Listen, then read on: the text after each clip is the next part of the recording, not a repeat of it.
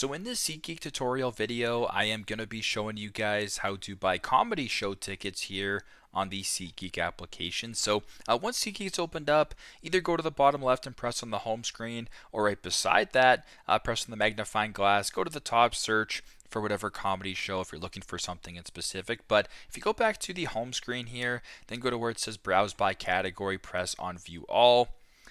You can go ahead here now, scroll down past Broadway shows to where it says comedy, and then press on view all. So I have my location set to Toronto, but if you wanted to change that, go to the top and press on the filter icon. Then you can change this to whatever location that you're looking to buy comedy show tickets in, as well as adjust the date.